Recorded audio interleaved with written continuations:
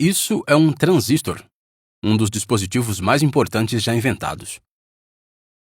Por isso, vamos aprender como funcionam em detalhes neste vídeo. Os transistores apresentam-se em muitas formas e tamanhos. Existem dois tipos principais, o efeito bipolar e o efeito de campo. Neste vídeo, vamos nos concentrar sobretudo na versão bipolar. Os transistores são pequenos componentes eletrônicos com duas funções principais. Eles podem funcionar como um interruptor para controlar circuitos e também podem amplificar sinais.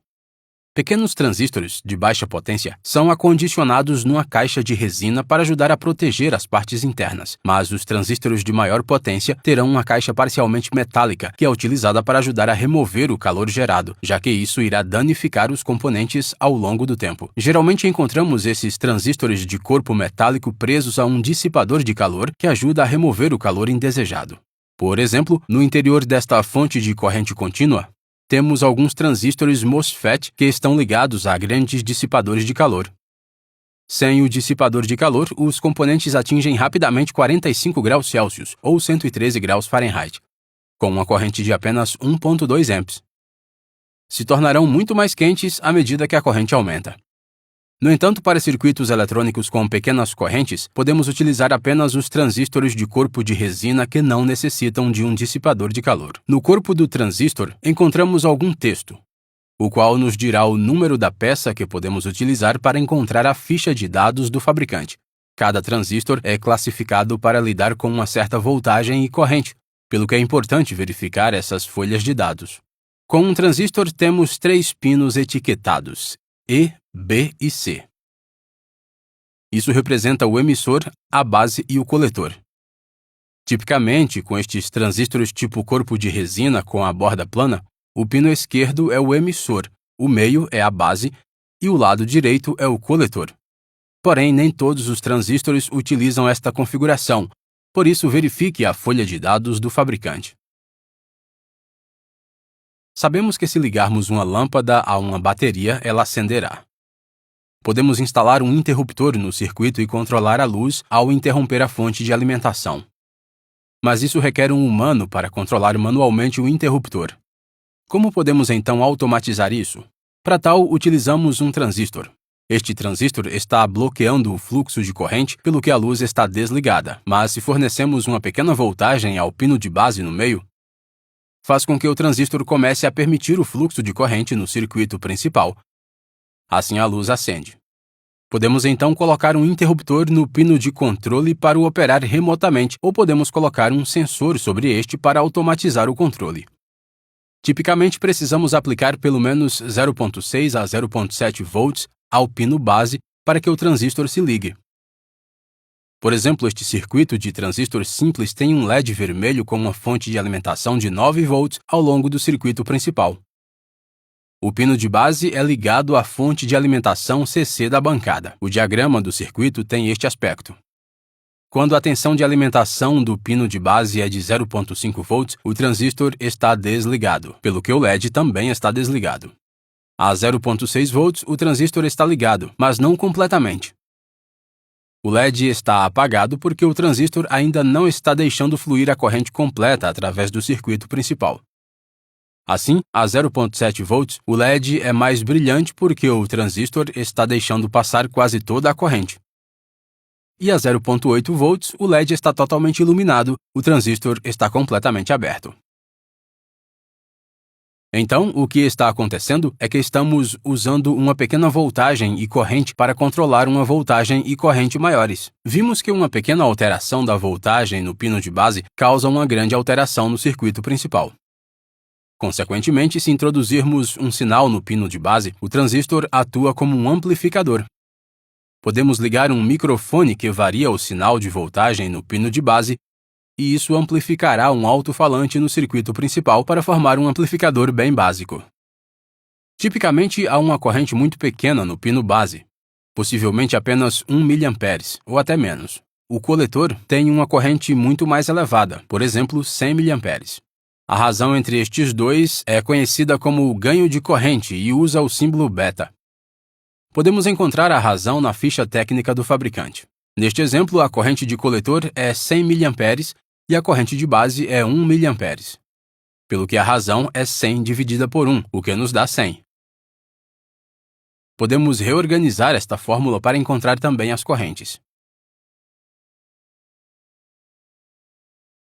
Temos dois tipos principais de transistores bipolares, o tipo NPN e o tipo PNP. Os dois transistores parecem quase idênticos, pelo que precisamos verificar o número da peça para saber qual é qual. Com um transistor NPN, temos o circuito principal e o circuito de controle. Ambos estão ligados ao positivo da bateria.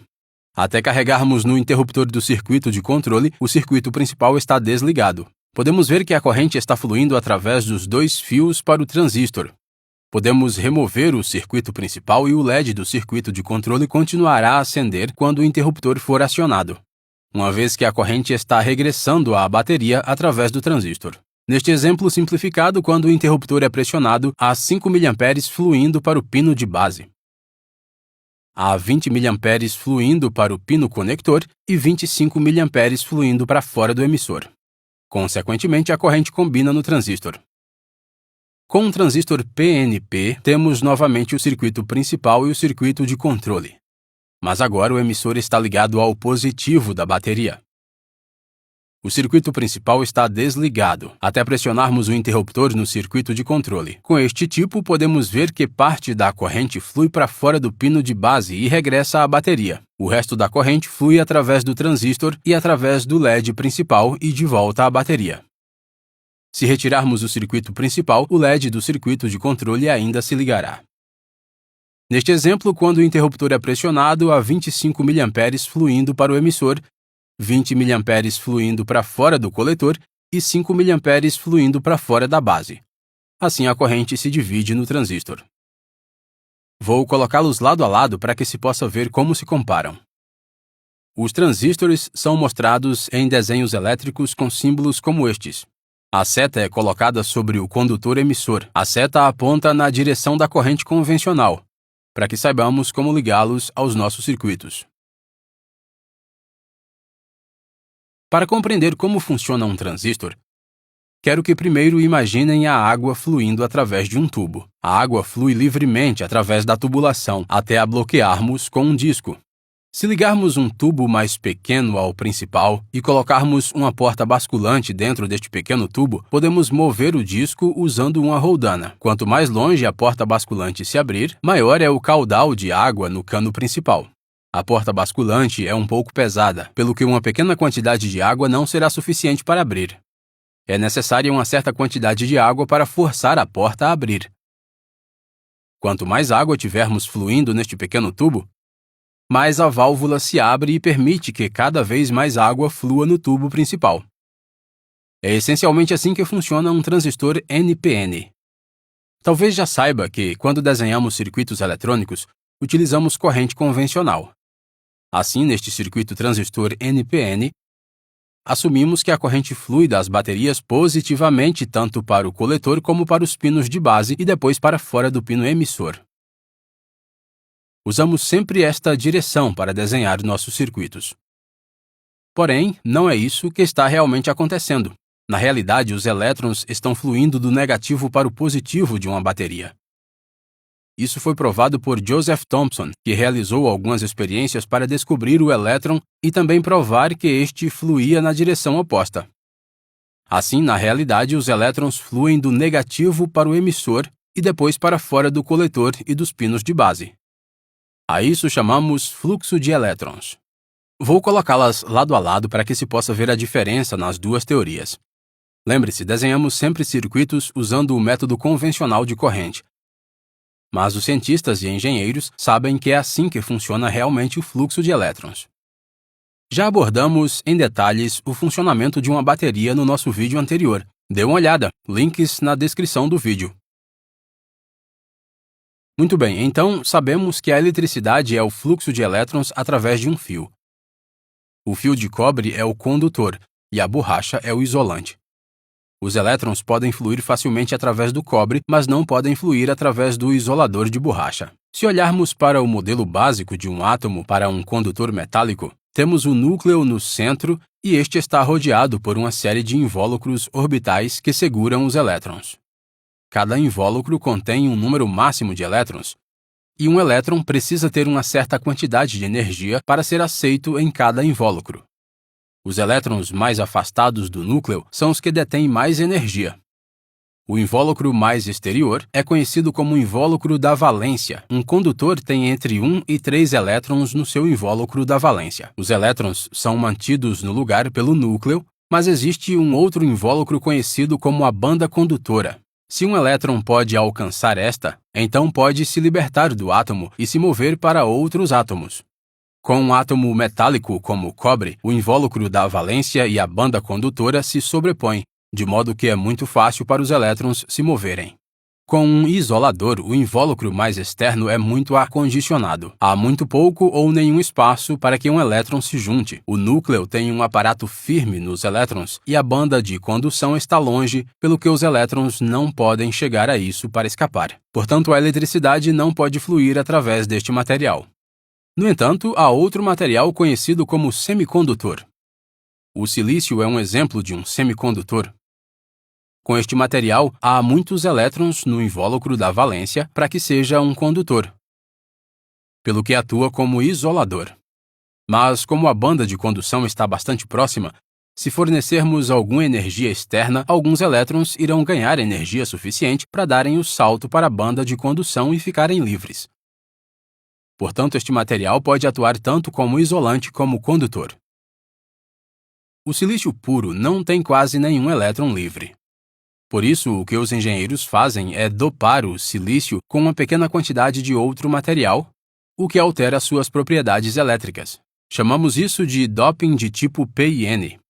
Conjugamos estes materiais para formar a junção PN. Podemos intercalá-los para formar um transistor NPN ou PNP. No interior do transistor temos o pino coletor e o pino emissor. Entre estes, num transistor NPN, temos duas camadas de material do tipo N e uma camada de material do tipo P. O fio de base está ligado à camada do tipo P. Num transistor NPN, isso é configurado de forma oposta. Tudo isso está envolto numa resina para proteger os materiais internos. Imaginemos que o silício ainda não foi dopado, portanto é apenas puro silício no seu interior. Cada átomo do silício é rodeado por 4 outros átomos de silicone. Cada átomo quer 8 elétrons no seu invólucro de valência, mas os átomos de silício só têm 4 elétrons no seu invólucro de valência. Desta forma, eles partilham sorrateiramente um elétron com seu átomo vizinho, para obterem os 8 que desejam. Isso é conhecido como ligação covalente. Quando adicionamos no material do tipo N, como o fósforo, este tomará a posição de alguns dos átomos de silício. Os átomos de fósforo têm 5 elétrons no seu invólucro de valência. Assim como os átomos de silício partilham elétrons para obterem os 8 desejados, não precisam deste extra, o que significa que agora há elétrons extra no material e estes são livres para se mover. Com doping do tipo P, adicionamos num material como o alumínio ou aluminum. Este átomo tem apenas 3 elétrons no seu invólucro de valência. Por conseguinte, não pode fornecer aos seus 4 vizinhos um elétron para partilhar, pelo que um deles terá que passar sem ele. Isso significa que foi criado um buraco onde um elétron pode permanecer e ocupar. Temos agora 2 pedaços de silício dopado, um com muitos elétrons e outro sem elétrons suficientes. Os 2 materiais se juntam para formar uma junção PN. Nesta junção, obtemos o que é conhecido como uma região de esgotamento. Nesta região, alguns dos elétrons em excesso do lado tipo N deslocam-se para ocupar o buraco do lado tipo P. Esta migração irá formar uma barreira com uma acumulação de elétrons e buracos em lados opostos. Os elétrons são carregados negativamente e os buracos são, portanto, considerados positivamente carregados. Esta acumulação causa uma região com carga ligeiramente negativa e uma região com carga ligeiramente positiva. Isso cria um campo elétrico e impede a passagem de mais elétrons. A diferença potencial através desta região é tipicamente de cerca de 0,7 volts.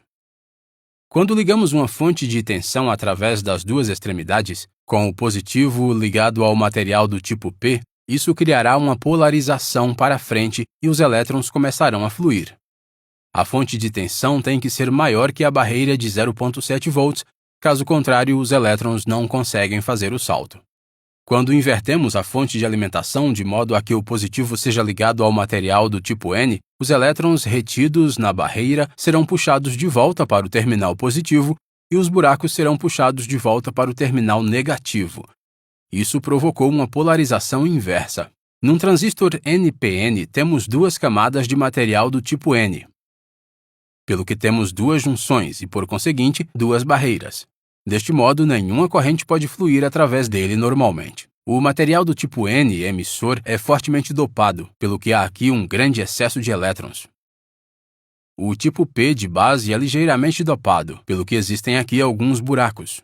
O coletor do tipo N está moderadamente dopado, por isso há aqui um pequeno excesso de elétrons. Se ligarmos uma bateria através da base e do emissor, com o positivo ligado à camada do tipo P, isso criará uma polarização para frente. A polarização para frente provoca o colapso da barreira desde que a voltagem seja de pelo menos 0,7 volts. Assim, a barreira diminui e os elétrons correm para preencher o espaço dentro do material do tipo P. Alguns destes elétrons irão ocupar um buraco e serão puxados para o terminal positivo da bateria. A camada do tipo P é fina e foi ligeiramente dopada de propósito, de modo que há uma baixa probabilidade de os elétrons caírem dentro de um buraco. O restante permanecerá livre para se mover à volta do material. Assim, apenas uma pequena corrente fluirá para fora do pino base, deixando um excesso de elétrons agora no material do tipo P. Em seguida, se ligarmos outra bateria entre o emissor e o coletor, com o positivo ligado ao coletor, os elétrons carregados negativamente dentro do coletor serão atraídos para o terminal positivo, o que provoca uma polarização inversa. Se lembrar, com a polarização inversa, os elétrons e os orifícios da barreira são puxados para trás. Assim, os elétrons do lado do tipo P da barreira são puxados para o lado do tipo N, e os buracos do lado do tipo N são puxados de volta para o lado do tipo P. Já existe um número excessivo de elétrons no material do tipo P, pelo que se deslocarão para ocupar estes buracos e alguns deles serão puxados transversalmente porque a voltagem desta bateria é maior, pelo que a atração é muito maior. Ao serem puxados transversalmente, estes elétrons fluem para dentro da bateria, de modo que se desenvolve uma corrente através da junção de polarização inversa. Uma tensão mais alta no pino de base abre completamente o transistor, o que significa mais corrente e mais elétrons se movendo para a camada do tipo P e, portanto, mais elétrons são puxados através da polarização inversa. Também vemos mais elétrons fluindo no lado emissor do transistor comparativamente ao lado coletor. Certo, isso é tudo para este vídeo, mas para continuar aprendendo sobre a engenharia eletrônica, clique em um dos vídeos na tela agora e eu te vejo na próxima lição. Não esqueça de nos seguir no Facebook, Twitter, Instagram, LinkedIn e, claro, TheEngineeringMindset.com.